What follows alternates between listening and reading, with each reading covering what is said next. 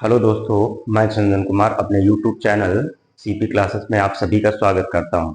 जैसा कि आप लोग कंटिन्यू देख रहे हैं कि मैं लगभग डेली एक वीडियो अपलोड करता हूं। तो मेरा आज का जो वीडियो है वो कॉम्प्लेक्स नंबर के ऊपर है, जो क्लास 11th का चैप्टर नंबर 5 है, जिसमें से हमने किसी सम्मिश्र संख्या को उसके मानक रूप में व्यक्त करना और उस किसी सम्मिश्र संख्या का मापांक ज्ञात करना, पूर्णांक ज्ञात करना, ये सारी चीजें हमने देखा।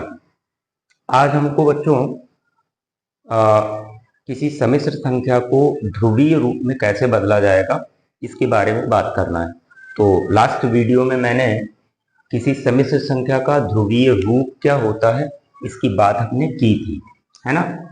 तो मैंने कहा था कि यदि कोई सम्मिश्र संख्या z equal to x plus iota y है तो इसका ध्रुवीय रूप होता है r ब्रैकेट में cos theta plus iota sine theta, जहां r बराबर क्या होता है, मॉड ऑफ z, जो भी सम्मिश्र संख्या दी गई है उस सम्मिश्र संख्या का मापांक होता है। और थीटा क्या है, तो थीटा होता है सम्मिश्र संख्या का कोणांक। और पूर्णांक कैसे ज्ञात किया जाएगा, हमें ये देखना होगा कि दी गई सम्मिश्र संख्या किस चतुर्थांश में है, उसके आधार पर उसका पूर्णांक ज्ञात किया जाएगा। ठीक है, तो बहुत आसान से क्वेश्चन है बच्चों, थोड़ा सा समझने का प्रयास करिएगा और वीडियोस को ज्यादा से ज्यादा शेयर करने का प्रयास करिए ताकि ज्यादा से ज्यादा लोग इसको सब्सक्राइब करें, जिससे कि व्यूज भी बढ़ते रहें। देखिए, इसका क्वेश्चन नंबर 3 से लगा करके क्वेश्चन नंबर 8 तक, क्वेश्चन नंबर 3 से लगा करके प्रश्न 3 से 8 तक सभी में हमको क्या ज्ञात करना है, ध्रुवीय रूप ज्ञात करना है। ठीक, तो क्वेश्चन नंबर इसका 3 है, एक सम्मिश्र संख्या है z बराबर में 1 माइनस आयोटा। तो हमें क्या करना है, सबसे पहले हम z बराबर में x प्लस आयोटा y से तुलना करेंगे। और जब हम x प्लस आयोटा y से तुलना करते हैं तो x की वैल्यू क्या आ जाएगी, 1, और y की वैल्यू क्या आ जाएगी, -1। ठीक, अब हमें क्या निकालना है, r की वैल्यू निकालेंगे। r क्या है, मॉड ऑफ z, और मॉड ऑफ z क्या होता है, अंडर रूट में x square plus y square. ठीक, अब यहाँ x की वैल्यू 1, तो 1 का स्क्वायर प्लस y की वैल्यू -1, -1 का स्क्वायर। तो 1 का स्क्वायर क्या होगा, 1, और -1 का स्क्वायर भी क्या होगा, 1। तो इक्वल टू क्या आ गया, √2। ठीक, तो ये तो r की वैल्यू निकल आई। अब इसके बाद हमको निकालना है क्या, अल्फा निकालेंगे।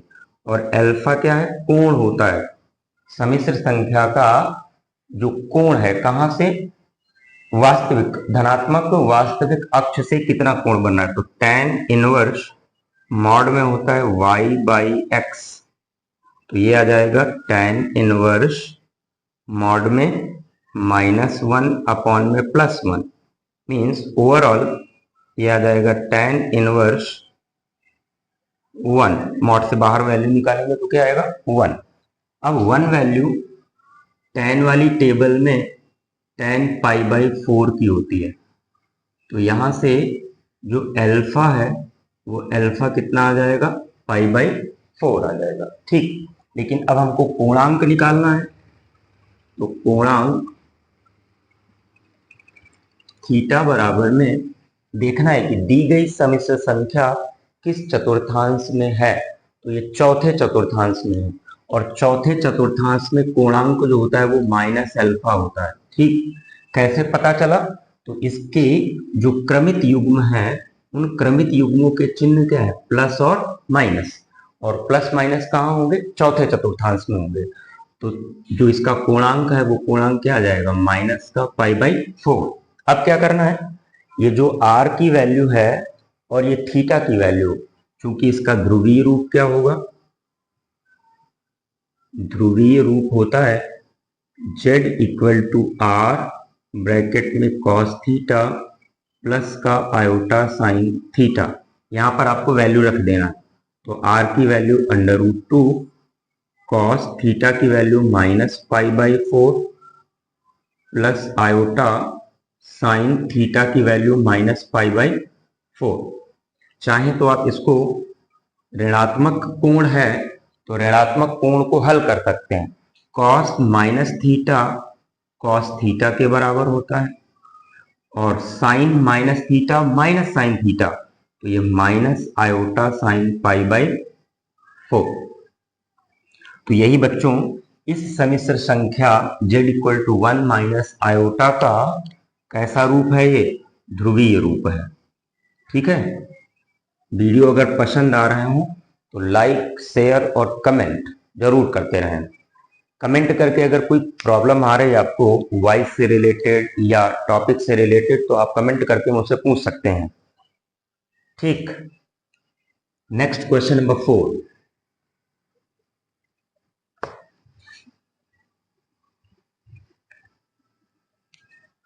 क्वेश्चन नंबर 4 है, समिश्र संख्या z equal to -1 plus iota.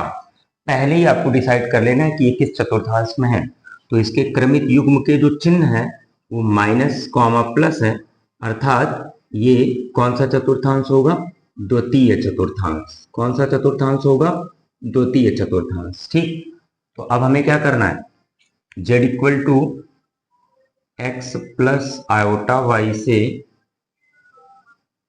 तुलना करेंगे, और जब तुलना करेंगे तो x की वैल्यू क्या आ जाएगी, x की वैल्यू आएगी -1 और y की वैल्यू +1। ठीक, r की वैल्यू फाइंड आउट करेंगे, मॉड ऑफ z, और मॉड ऑफ z क्या होगा, अंडर रूट में x² प्लस y²। ठीक, वैल्यू पुट कर दीजिए, तो x की वैल्यू -1 का स्क्वायर प्लस y की वैल्यू 1 का स्क्वायर, इक्वल टू आ जाएगा 1 + 1 मीन्स ये √2 आ गया। तो r की वैल्यू मॉडुलस ऑफ z कितना आ गया, √2। अब आपको निकालना क्या है, अल्फा। तो ये tan इनवर्स मॉड में y/x, तो tan इनवर्स मॉड में y की वैल्यू 1 और x की वैल्यू -1। यहां पर भी मॉड से बाहर अगर निकालेंगे तो क्या आएगा, 1, और tan वाली टेबल में इसकी वैल्यू कितनी होगी, तो alpha equal to tan inverse tan π/4। तो यहां से अल्फा की वैल्यू क्या आ जाएगी, π/4। अगर अल्फा π/4 आया तो चूंकि समिश्र संख्या हमारी किस चतुर्थांश में है, द्वितीय चतुर्थांश में, और द्वितीय चतुर्थांश में थीटा की जो वैल्यू होती है वो पाई माइनस अल्फा होती है। तो पाई माइनस का π/4, इसको सॉल्व करेंगे तो 4 × 4, 4 में से 1 घटा देंगे तो कितना आ जाएगा, 3π/4। ठीक, तो इस समिश्र संख्या का ध्रुवीय रूप r cos theta plus iota sine theta, theta की वैल्यू पुट कर दीजिए और r की वैल्यू पुट कर दीजिए, तो √2 ब्रैकेट में cos 3π/4 और प्लस का आयोटा साइन 3π/4, ये आंसर आ जाएगा। ठीक है ना, बात समझ आ रही है। कई बार इसको सॉल्व करके भी आंसर दिया जाता है। कैसे दिया जाएगा, जैसे इसको लिख दें √2, यहां देखो अगर हम इसको ब्रेक करें, किसमें ब्रेक करें, cos पाई माइनस π/4 इसको लिख देते हैं, और यहाँ प्लस का आयोटा साइन इसको लिख देते हैं पाई माइनस का π/4। तो ये 180 माइनस थीटा हो गया, और 180 माइनस थीटा दूसरे चतुर्थांश में होता है, और दूसरे चतुर्थांश में cos की वैल्यू कैसी होगी, नेगेटिव। तो ये माइनस का cos π/4 आ जाएगा और प्लस का आयोटा यहाँ साइन π/4। तो ये भी आंसर हो सकता है। ठीक है, मेरी बात समझ आ रही है। ठीक, नेक्स्ट क्वेश्चन है, क्वेश्चन नंबर, सॉरी कपड़ा कहाँ गया, अरे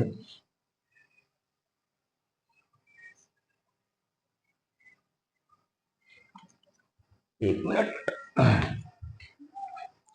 question number 5th।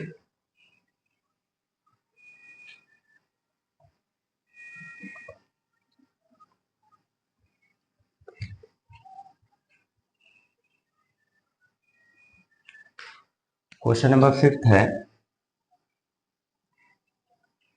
z equal to -1 minus iota. तो अगर हम इसको इसके मानक रूप से तुलना कराते हैं, मीन्स z बराबर में x प्लस आयोटा y से तुलना कराएं अगर, तो तुलना कराने पर बच्चों x की वैल्यू क्या आ जाएगी, -1, y की वैल्यू क्या आएगी, -1, तो r की वैल्यू क्या होगी, mod of z equal to under root में x square plus y square. तो -1 का स्क्वायर प्लस -1 का square, this is equal to under root 1 plus 1, means ये वैल्यू कितनी आ जाएगी, अंडर रूट 2। एल्फा निकालिए, तो एल्फा की वैल्यू क्या आएगी भाई, तो ये tan इनवर्स में यहाँ आएगा मॉड ऑफ -1 अपॉन में -1, कैंसिल होकर के 1 बचेगा, मीन्स tan इनवर्स 1। तो यहाँ से tan inverse tan pi by 4, means alpha की वैल्यू क्या आ जाएगी, पाई बाई 4। एल्फा की वैल्यू क्या आ गई, पाई बाई 4। अब देखना है कि जो समिश्र संख्या हमको दी गई है वो किस तल में है। तो ये तो भैया तीसरे चतुर्थांश में है, और जब तीसरे चतुर्थांश में है तो जो लास्ट वीडियो था उस वीडियो को जरा देखिएगा, उसमें मैंने लिखवाया था कि यहाँ जो कोणांक होगा थीटा, जो कोणांक थीटा होगा वो माइनस का पाई माइनस अल्फा होगा। माइनस का pi minus alpha means minus pi minus pi by 4, means ये आ जाएगा माइनस का 3 पाई बाई 4।